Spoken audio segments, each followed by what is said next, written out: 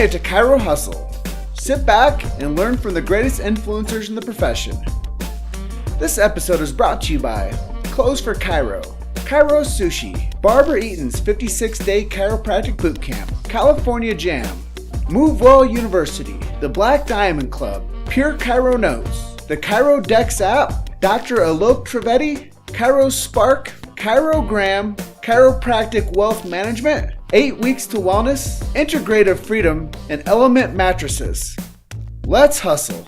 All right, guys, welcome to episode 30 of Chiro Hustle, and today our guest is Pam Jarboe, who was one of the speakers at the Last Mile High this year. I'm your co-host, Luke Millette, and here's your host, Jim Chester. Hey guys, so today's guest, Pam Jarboe, is a powerhouse woman chiropractor, and what she's doing is helping people brand and market through her company ChiroBloom. So just listen to the episode. So Dr. Pam, I know that you've been in the chiropractic profession for quite some time, but what is your chiropractic story? How did you actually decide that you wanted to become a chiropractor? Well, I started in chiropractic as a CA. I stumbled into an office and happened to get a job working for a chiropractor in Westchester, New York. And I didn't really know anything about chiropractic at the time. And I kind of hung around a little bit. I think one of the most influential times for me was going into Hale House. And my chiropractor would adjust the children in that place. It was in Harlem, New York, where children had been abandoned by their parents or were born addicted to crack, or they had AIDS. They were just really troubled kids and nobody would take them on. And this woman, Mother Hale, took them into her establishment and raised them. She fostered them. And my chiropractor went there and adjusted them every week. And I really watched these kids who were completely traumatized, hiding under the beds, didn't want anyone to touch them, just transform, jump into our arms, want to get adjusted, no more bedwetting, no more allergies, no more asthma, and it was just really powerful for me. And so I wanted to be able to bring that to the world. I wanted to be able to help, so that's how I decided to go to Life University. That's pretty inspiring. So what would you say makes you unique or stand out in the chiropractic world? Well, I'm not really sure. In my community, I think people will say to me that one of the things I find refreshing is that I'm funny and that I'm authentic. I just try to be real with people and I care very much. So I don't know if that's something that makes me stand out, but that is a quality. You do have a coaching program called Trust, something along those lines, right? Well, I have a program that's called ChiroBloom, and it's that's my website, but I offer a series about trust-based marketing, and the reason that I offer that is because I actually have learned a lot about marketing over the years, and what I see as a huge issue for us as chiropractors is that the public doesn't trust us, but we haven't really learned to overcome that by learning trust-based marketing. So I offer a free course to chiropractors everywhere so that they can learn what high-end marketers use to actually get people to instinctively trust them. So like, for example, when you watch a ad for a drug, for example, they have already done all these instinctive psychological triggers to get you to trust the drug or whatever it is that the message is being portrayed as. So they've done psychological studies on what gets people to trust instinctively. So in that course that I offer, I teach you those things that high-end marketers do and know, but I also teach about the fact that we have to build long-term trust with our clients. And so we need to understand what are those elements and how do we do that in order to, build trust to have a lifelong relationship with our patients, because it's pretty intimate. It's unlike any other doctor relationship that I've ever had. So you said that you were a CA and you got into it because you saw the philanthropy behind the profession, and now you find yourself as being kind of a figurehead teaching people how to build trust in their marketplace. How do you keep your momentum along those lines, and how do you continuously keep your energy up to serve?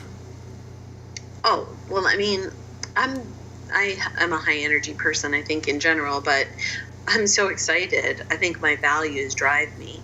in order to do that. But, I'm like every chiropractor. I'm doing biohacking, trying to figure out how to get the most out of this system, to get me to go and do the things that I do. But my values drive me for sure. Do you have any favorite quotes or mantras you like to live by? Oh, yes. I have many of them. I used to have them hanging on my walls all throughout chiropractic school. But I would say, like, one of my biggest ones is that nothing is impossible, and I just really try to remember that even for myself, because some days it doesn't seem like it. And then as a momopractor, because I grew my businesses while my babies were, on my back sometimes. And so my momopractor statement was always be where your feet are, to really keep myself present and be exactly where I am in the moment that I'm in it. I've never heard the terminology momopractor. I love that. I think I might have just coined it. I call myself a lady practor and a mama practor. I come up with all kinds of terms, but it's a little bit different. It just is. I think practicing as a woman is different. And so I just had to learn what worked for me, as I evolved. So we'll just jump right into the next question is, what would we be able to accomplish if more people knew about what you're doing and how you're influencing the chiropractic marketplace? Well, that's a really interesting question. I think about how, like I have many causes. So I have a personal mission, and then I have my mission in my practices. I think like, oh my gosh, like what would it be like in my community if, my influence was so much greater than it is? And I feel like I have a great influence, the way it is right now. But if it was greater, I imagine that, it would really shift life on the planet, if we were able to deliver this gift that we have in chiropractic. But, if we are asking about my ChiroBloom mission, I really want to use my gifts, my talents, my unique training to support chiropractors to be ethical, because I see that that's not always the case, and to be authentic and to be really successful healers. It's not like that has to be an oxymoron. They can be really financially successful and be healers of this planet. So that's what I think is possible. Well, how do we bridge that gap from, the idea of being a healer then to being like a successful business, somebody that is in the business of chiropractic? Well, there's a lot of great businesses that are mission-oriented that are successful. One of the one that just popped into my head is House of Blues. It's very possible for you to have an amazing product and do really well with it. It doesn't have to be that you're the Mother Teresa of healthcare. And so, there's just, when you say, how do we bridge the gap? I guess the way I'm looking at it right now is one chiropractor at a time. But, I'm sure that's part of your work. When I look at what you want to do is you want to help people to understand that you are a business person. And so, if I had to sum up 3 steps, I would say that we actually have to embrace. It has to come from your heart. Like for me, I know that if I get really good at marketing and I get really great at sales, then I can have a much bigger impact. So at some point in time in my career, what I realized is that I was really valuing being inspirational to people. And if I was inspirational, I would just be talking to people at a party. Whereas when I really stepped into being transformational, I was talking to thousands of people. I was making sure that I said to somebody, it's not enough for you to just hear this, because knowledge isn't enough. You have to take action. That's being transformational, and that's sales. So, I think once we embrace the fact that if we really want to have a big impact, we have to step into our big girl panties and decide to do marketing and sales and do it with great love. That's the thing. I think it was always painted to me as being manipulative or smarmy. And it doesn't have to be. It can be the most loving, kind thing you ever do for another human being is to actually market this product and sell it. So what you're saying is chiropractic isn't just simply adjusting, it's chiropractic marketing, it's chiropractic sales, and it's chiropractic business sense. Well, chiropractic isn't just adjusting, it's a philosophy, it's a science, it's an art. And so I think that as this isn't unique to our profession. I have a friend who is a business person, and before he was a business person, he was a magician. And he said, he'd go to magician conferences, and everybody was focused on the craft, showing this trick and that trick. And they would leave the conference, which was teaching business, sales, marketing, and they would come outside and they'd be like doing their craft.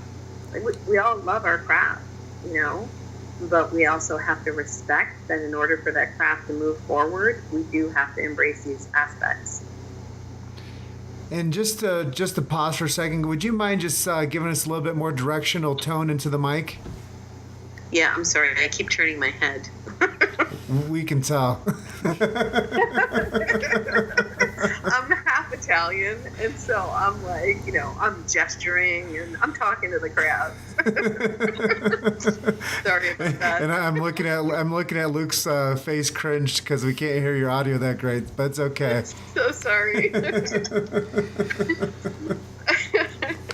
Hilarious. So where do you see chiropractic going in 20 years? Well, I think there are many holographic possibilities, like for any of us, like where do I see myself going in 20 years or you going in 20 years? I wish I had the crystal ball that could give you a known answer, but my hope is that this is, what I hold as a vision is that, children will be checked like they are checked for cavities, right as soon as their first teeth come in, they're rushed off to the dentist. My hope is that children will get checked from birth, that we will have a much better brand for chiropractic, and that we'll have more students in school and chiropractors all around the world understanding the power of chiropractic.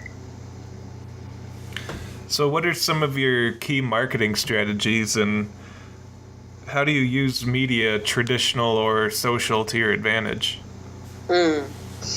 Well,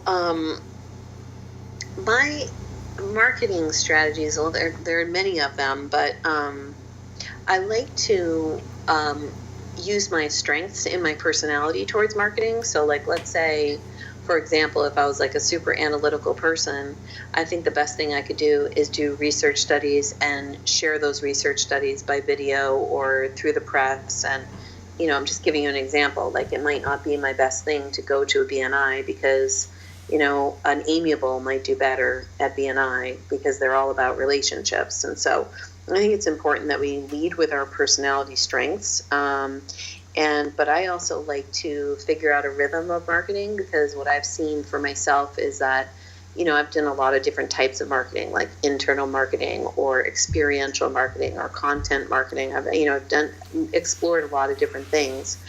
And now what I really look at is how can I be as smart as possible and build my brand, create a rhythm in order for me to be successful, because what I used to do was be out there doing something all the time. That's what my coach was teaching me. You got to be doing something all the time. And that was a horrible rhythm for me and for my family. And it actually made me a people repellent. And so I learned this really great rhythm that I use that matches my family and my energy. And it has analytics that make it so that I can get what I need for the math problem that is my life and my practice. And it also uses my personality strength. So I like that combo that I've come up with. And as far as media, I really like to use media to build my reputation and trust in my community. So I purposefully aim charity events towards the media. And so that's really important to me, that my experiential events are publicized in order to create more trust. You've made it to Chiro Hustle. Sit back and learn from the greatest influencers in the profession. This episode is brought to you by Clothes for Chiro, Chiro Sushi, Barbara Eaton's 56-day chiropractic bootcamp, California Jam, Move Well University, the Black Diamond Club, Pure Chiro Notes, the Chiro Dex app, Dr. Alok Trivedi, Chiro Spark, Chirogram, Chiropractic Wealth Management, 8 Weeks to Wellness, Integrative Freedom, and Element Mattresses. Let's hustle.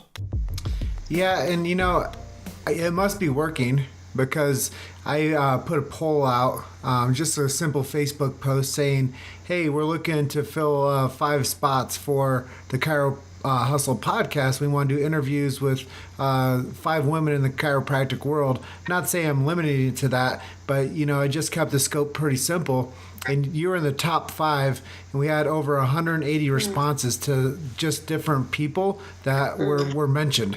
So whatever you're doing must be working, because the people that are out there with a voice have definitely recognized you as somebody that they want to hear from.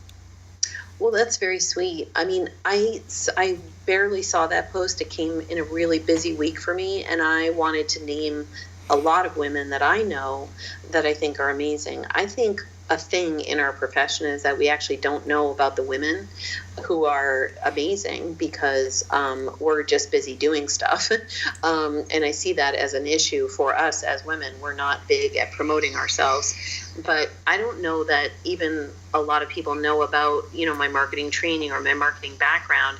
I think that people know how much I care, and that, always try to teach something wherever I am. And so I'm grateful to be able to offer that and to be able to share anything that will help to move the profession forward.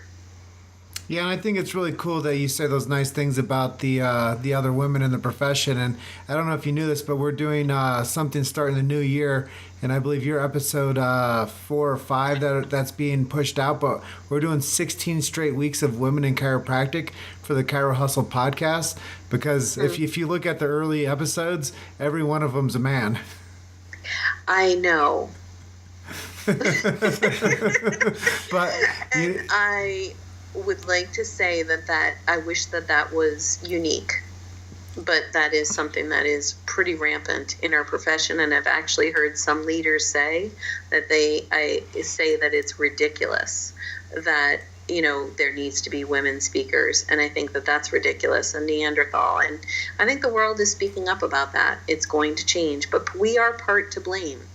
Because we're not out there promoting ourselves, and it hasn't been, like, for me, my highest value is to help, but I recognize that I need to get better at marketing myself. But most women just aren't. That's not where their strength lies, in marketing themselves. But we're going to get better at it. Well, that's a major reason why we're taking on the challenge of getting 16 weeks of women starting the new year, and kind of rolling that out to promote the women chiropractor, because we do know that the more that we can help promote the women chiropractor, the more that we can help promote the future of chiropractic. Because I hear there's a stat out there that 50% of all chiropractic students now enrolled in schools are female and women. Well, the other part of it, I don't think chiropractic is dependent upon gender. Chiropractic is gender neutral. And also, though, I can give you an example that we do chiropractic marketing, let's say, to the public.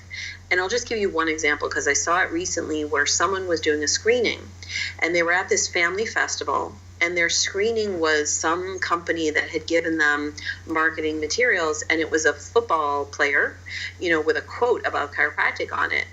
And I just was looking at it this is my opinion, is that we create marketing not thinking about who we're talking to. And I think as chiropractic entities, a product of chiropractic, mostly surveys show that the woman is making the decisions for the family. And I can tell you, most of my friends don't know who these athletes are that we are paying to endorse chiropractic. Most of my friends don't know them. Now, some of them do, but it's not relatable. We're not going to buy the product of chiropractic because some guy who's a billionaire and a peak performer finds it helpful in order to score runs or touchdowns. You know what I mean?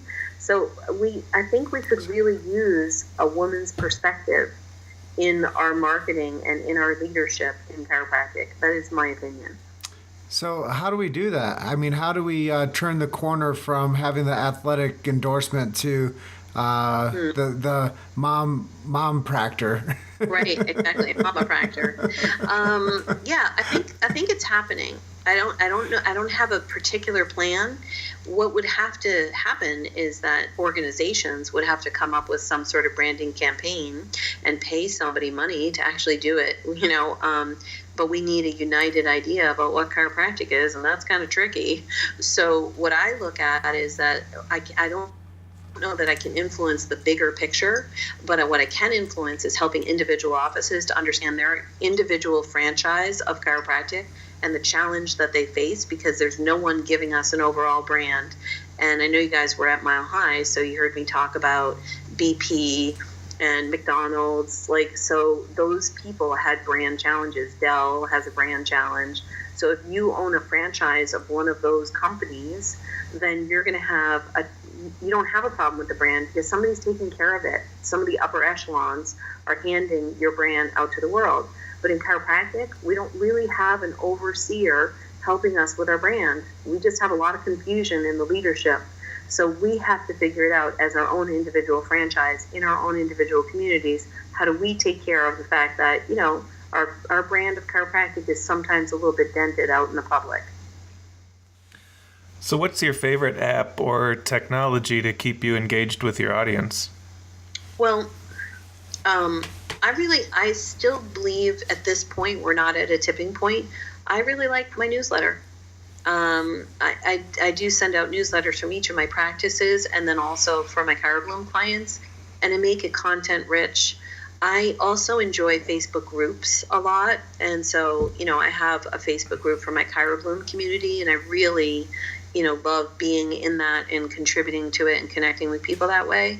And then I have a Facebook group for my public community called Make Your Impact. That's for chiropractors.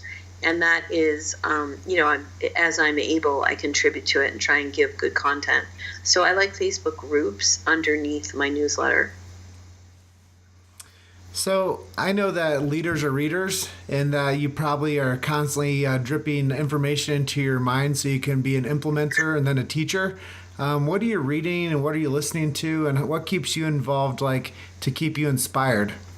I read a lot. I love to read. I've said for years that books are some of my best friends. They were when I was growing up, and I still love them. I'm surrounded by them. Right now, I'm reading a book about branding. I think it's called Story Brand by Donald Miller. But I tend to have to shut my brain off because I do like reading a lot of business books, but I switch gears, and I actually read a lot of spiritual texts. That's something that I'm into right now. I listen to Buddhist podcasts, and I also listen to Joe Polish, Dan Sullivan, Tony Robbins, so I listen to a lot. I participated in, a lot of different business groups like, Marie Forleo and Frank Kern, even Pagan, Todd Herman. I do surround myself in a lot of business circles, but I have to balance it out. So do you prefer an ebook or do you prefer reading a book? You mean audiobook? Like an audiobook, sorry. Yeah. I understood your question. I stumped myself there, Pam. No, it's all right. I speak fluent. Yeah, I'm with you. I really love paper. And I know it's not, the best ecological thing. I know the world is moving in a different direction, but I will mourn libraries and bookstores, because I really loved that paper experience with a book. So that's what I tend to do, but I do listen to a lot of podcasts. Well, if I do grocery shopping, I'm listening to a podcast while I'm going through, and I listen to it while I'm in the car, and so that's my other means. I'm one of those people that really has to listen to a book to absorb it properly. I can't listen to books. I just check out. I just start. I have an auditory thing, so I love the paper version. Well, this is the part of the show where we ask you for website links and Facebook pages or anything else that can help people find you easier. Oh, well, if somebody wanted to learn more about my company ChiroBloom, they can go to www.chirobloom.com. And then I do have a public, for chiropractors, think tank Facebook group. It's called Make Your Impact. and they can just Google that, or they can find me on Facebook as Pam Jarboe, and you can message me, and I'll add you into it.